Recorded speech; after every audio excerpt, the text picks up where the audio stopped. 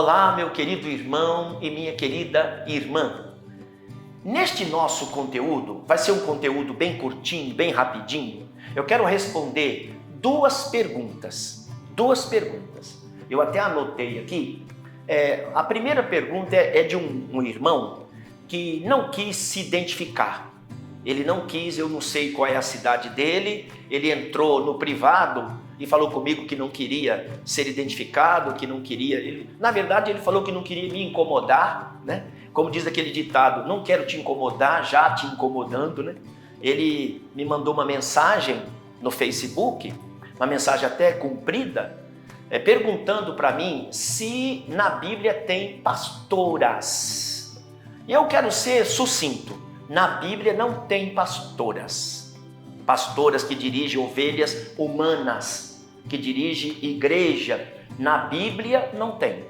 Existem várias igrejas que têm pastoras. Na nossa igreja, eu quero falar com você, com todos vocês, como que funciona na igreja pentecostal Filhos da Promessa, na qual eu sou pastor e presidente. Nesta igreja funciona assim. Se tiver um varão que lidera sobre aquela irmã, ela pode dirigir uma congregação, ela pode dirigir até uma igreja, desde que tenha um varão liderando sobre ela, sem criar polêmica. Na nossa igreja, o nosso costume é esse. Então, eu tenho pastora, eu tenho missionárias, e podem estas irmãs dirigir igreja, contanto que esteja sob a direção, sob a liderança de um varão. E este varão tem que ser um homem preparado, consagrado, ungido do Senhor. Ok? Esse é o costume da nossa igreja. Agora, a Bíblia não fala de pastoras. Respondi? A segunda coisa, talvez eu tome um pouquinho mais de tempo. Uma irmã, e isso ainda foi anteontem, uma irmã me procurou perguntando, que ela me disse que na internet tem um cidadão, não sei se ele é pastor, se ele é padre, se ele é pai de santo. Ela me falou que o sujeito é pastor. E essa pessoa, ele manda as pessoas contar o sonho e ele dá a interpretação. O que significa? É quase como antigamente, né? Eu conheci uma pessoa que sonhava com um bicho e jogava no jogo do bicho. E ele morreu sem ganhar nada. Significa que não tinha lógica o que ele sonhava, né? Então, essa irmã me perguntou: pastor, isso é correto? Isso é verdadeiro? Isso é bíblico? A Bíblia fala sobre significado de sonho? Olha, no Velho Testamento, a gente tem, se eu não admitir isso, eu não conheço a Bíblia, né? A gente tem o mais famoso, não dos sonhadores, mas daqueles que interpretam sonho, né? O mais famoso intérprete, ou interpretador de sonho, que foi o José, né? O José do Egito, não o José padrasto de Jesus, né? O José do Egito. Ele tinha o dom de interpretar sonhos. Não é isso?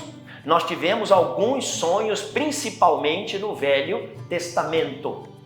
No Novo Testamento, você tem 2 ou 3 sonhos, né? Você tem o sonho do José, marido de Maria, mãe de Jesus, quando José queria abandonar a Maria, porque ela ficou grávida sem ter relações íntimas com ele, não é? Então ele foi exortado por Deus em sonho, e o sonho dizia que não era para ele abandonar a Maria, porque o que estava no ventre dela era do Espírito Santo, era o Filho de Deus, né? Agora, nós temos o que mais? Se lembra de mais algum sonho no Novo Testamento? Talvez a gente tenha o sonho de alguém que não era evangélico, que não era cristão, que não era, na nossa linguagem popular, não era crente, né? Que era a esposa do Herodes, né?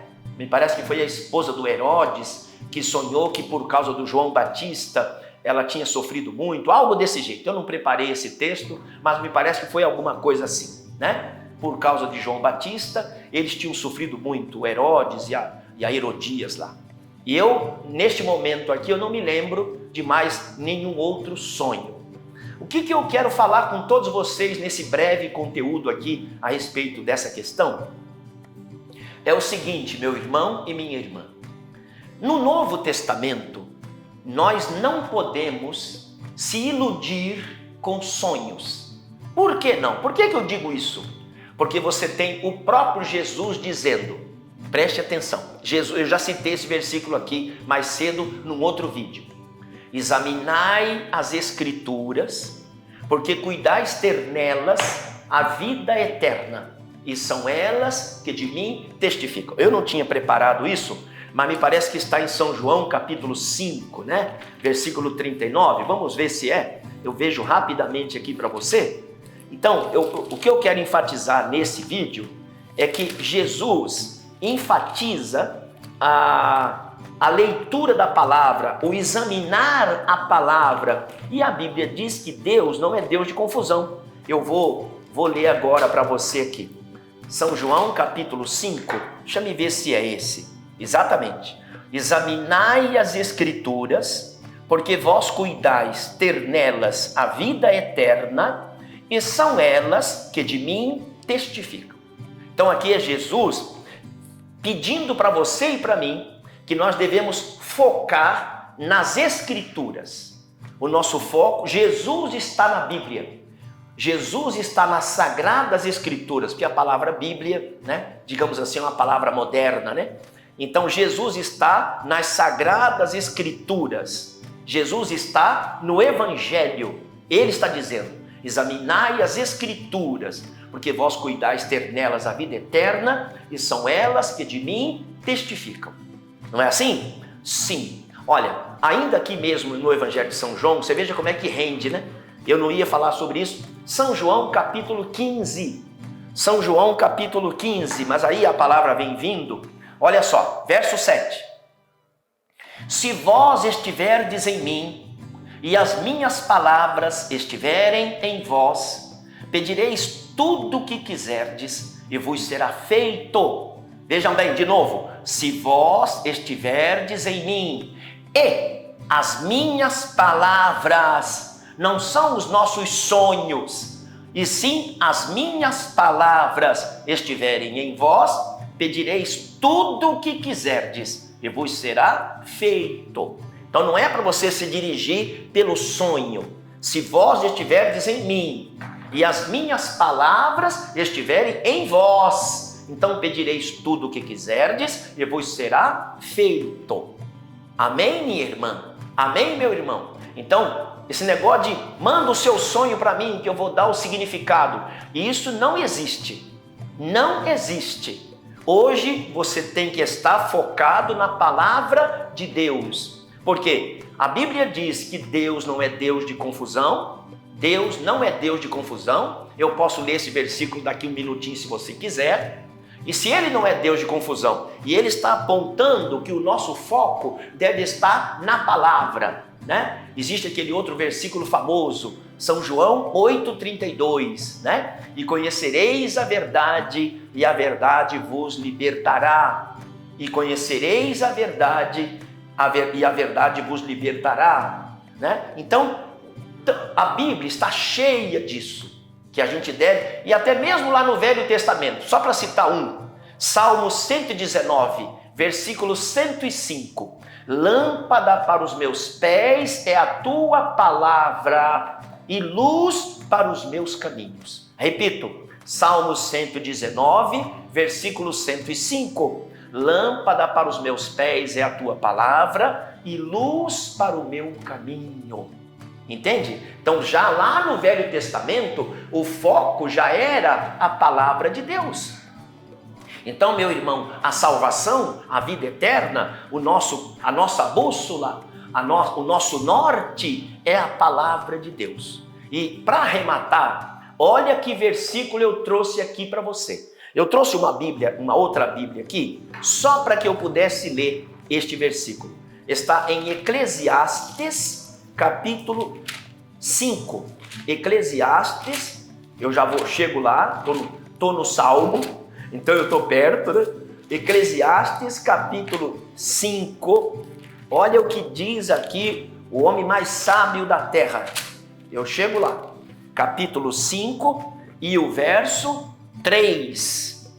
Porque da muita ocupação vem os sonhos. Eu vou ler de novo. Porque da muita ocupação vem os sonhos, e a voz do tolo da multidão das palavras. Eu trouxe aqui a nova versão atualizada, eu sou perfeccionista, só para ler este mesmo versículo, que aqui fala um pouquinho diferente, mas o sentido é o mesmo. Aliás, deixa eu aqui aproveitar para dizer para você que a nova versão atualizada,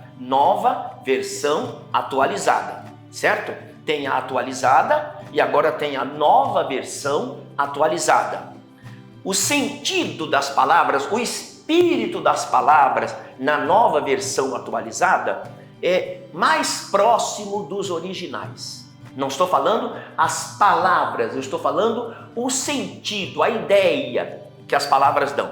Deu para você entender? Não dá para mim tomar mais tempo com isso hoje.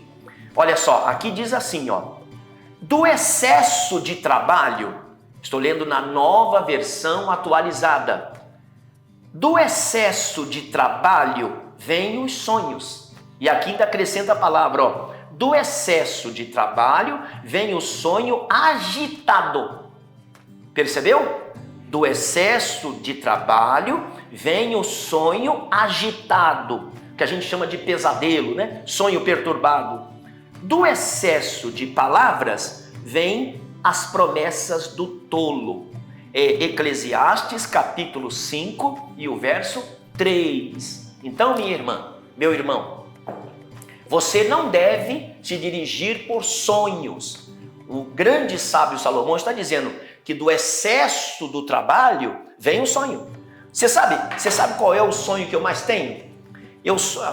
O maior número dos meus sonhos é expulsando demônio, pregando o evangelho, celebrando Santa Ceia, fazendo batismo. Por quê? Porque eu faço isso há meio século. Então, minha mente está impregnada com coisas boas, entenderam? Então, 99% dos meus sonhos são sonhos ligados à igreja. Agora, eu vou dizer que tudo que eu sonho, mesmo ligado à igreja, são sonhos espirituais? Não. É porque eu estou com a mente impregnada de pregação, do evangelho, de estudo bíblico, etc, etc, etc. Ok? Vou orar por você. Esse conteúdo foi só para ajudar alguém que me fez essas perguntas. Senhor Jesus Cristo, eu quero te agradecer pelo privilégio de estar mais uma vez aqui, diante de os meus irmãos, as minhas irmãs, diante de pessoas evangélicas, pessoas não evangélicas, e nós queremos pedir agora ao Senhor uma bênção toda especial, uma bênção em todas as áreas da vida das pessoas que estão me vendo e me ouvindo. Que o Senhor possa abençoar a vida pessoal, a vida sentimental, abençoa também a vida profissional. Que o Senhor possa, se tem obreiros, pastores me vendo e me ouvindo, abençoa o ministério deles. Abençoa eles, preparando-os para a batalha, preparando-os para a guerra espiritual. Meu Pai, abençoa preparando obreiros. A Tua palavra, o Senhor mesmo disse que a seara é grande, mas os obreiros são poucos. Então eu estou aqui rogando ao Senhor da seara para que envie mais obreiros para nos ajudar na batalha, nesta guerra santa, ganhando vidas, almas para o Teu reino. Eu te peço em nome de Jesus. Amém, Senhor. Amém e graças a Deus.